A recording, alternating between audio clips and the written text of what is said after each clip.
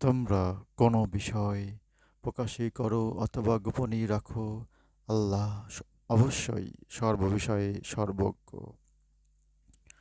নবীপত্নীদের জন্য তাদের পিতৃগণ, পুত্রগণ, ভ্রাতৃগণ, ভ্রাতুষ্পুত্রগণ, ভগিনীপুত্রগণ, সেবিকাগণ এবং তাদের অধিকারভুক্ত দাস দাসীগণের ব্যাপারে এ পর্দা পালন করা অপরাধ নয়।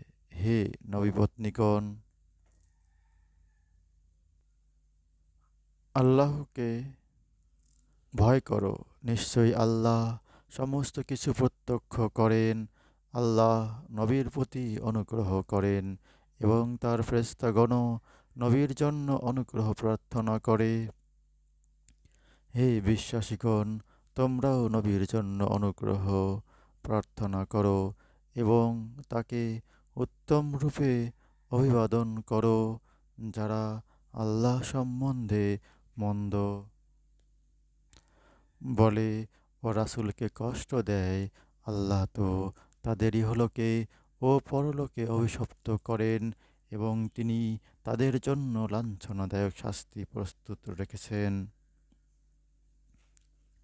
যারা বিশ্বাসী পুরুষ ও বিশ্বাসী নারী কোনো অপরাধ না করলেও যারা তাদের কষ্ট দেয়, তারা মিথ্যা অপবাদ এবং স্পষ্ট অপরাধের বোঝা বহন করে।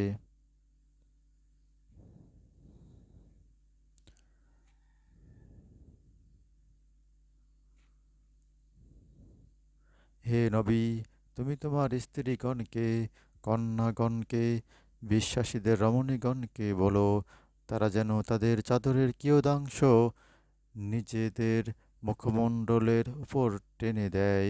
এতে তাদের চেনা সহজতর হবে, ফলে তাদের উত্ত্যক্ত করা হবে না। আল্লাহ ক্ষমাশীল, পরম দয়ালু। কপটচারীগণ এবং যাদের অন্তরে ব্যাধি আছে এবং যারা নগরে গুজব রটনা করে, তারা বিরত না হলে আমি নিশ্চয়ই তাদের বিরুদ্ধে তোমাকে প্রবল করব। এরপর এই নগরীতে তোমার প্রতিবেশীরূপে অল্প সংখ্যকই থাকবে। অভিশপ্ত হয়ে ওদের যেখানেই পাওয়া যাবে সেখানেই ধরা হবে এবং নির্দয়ভাবে হত্যা করা হবে। পূর্বে যারা অতীত হয়ে গেছে তাদের জন্য এই বিধানই ছিল। তুমি আল্লাহর বিধানে কোনো পরিবর্তন পাবে না। লোকে তোমাকে কেয়ামত সম্বন্ধে জিজ্ঞাসা করে, বলো, এই জ্ঞান কেবল আল্লাহরই আছে, তুমি এ কি করে জানবে? সম্ভবত কেয়ামত শীঘ্রই হয়ে যেতে পারে। আল্লাহ কাফেরদেরকে অভিশপ্ত করেছেন এবং তাদের জন্য জ্বলন্ত অগ্নি প্রস্তুত রেখেছেন, যেখানে ওরা স্থায়ী হবে এবং ওরা কোনো অভিভাবক ও সাহায্যকারী পাবে না। যেদিন অগ্নিতে ওদের মুখমণ্ডল উল্টে পাল্টে দগ্ধ করা হবে, সেদিন ওরা বলবে, হায়,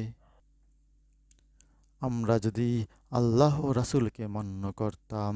আর বলবে, হে আমাদের রব, আমার নেতা ও বড়লোকদের মান্য করেছিলাম।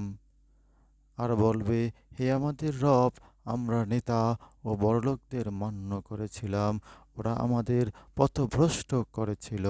হে আমাদের রব, ওদের দ্বিগুণ শাস্তি দাও এবং মহা অভিসম্পাত করো। হে বিশ্বাসীগণ, মূসাকে যারা ক্লেশ দিয়েছে, তোমরা তাদের ন্যায় হয়ো না। ওরা যা রটনা করেছিল, আল্লাহ তা থেকে তাকে নির্দোষ প্রমাণিত করেন এবং আল্লাহর দৃষ্টিতে সে মর্যাদাবান। হে বিশ্বাসীগণ, আল্লাহকে ভয় করো এবং সঠিক কথা বলো, তাহলে তিনি তোমাদের কর্মকে ত্রুটিমুক্ত করবেন এবং তোমাদের পাপ ক্ষমা করবেন। যারা আল্লাহ ও তার রাসূলের আনুগত্য করে, তারা অবশ্যই মহা সাফল্য অর্জন করবে। নিশ্চয়ই আমি আকাশ ও পৃথিবী ও পর্বতমালার প্রতি এই আমানত অর্পণ করতে চেয়েছিলাম।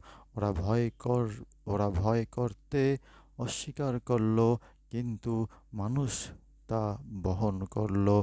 নিশ্চয়ই মানুষ অনাচারী এবং অতিশয় অজ্ঞ। পরিণামে আল্লাহ কপট পুরুষ ও কপট নারী এবং অংশীবাদী পুরুষ ও অংশীবাদী নারীকে শাস্তি দেবেন এবং বিশ্বাসী নর ও বিশ্বাসী নারীকে ক্ষমা করবেন। আল্লাহ ক্ষমাশীল, পরম দয়ালু। সূরা আহজাব আয়াত ৫৪ থেকে ৭৩ পর্যন্ত। হে আল্লাহ, আমাদের কোরআন বুঝে পড়ার তৌফিক দান করুন। আমিন।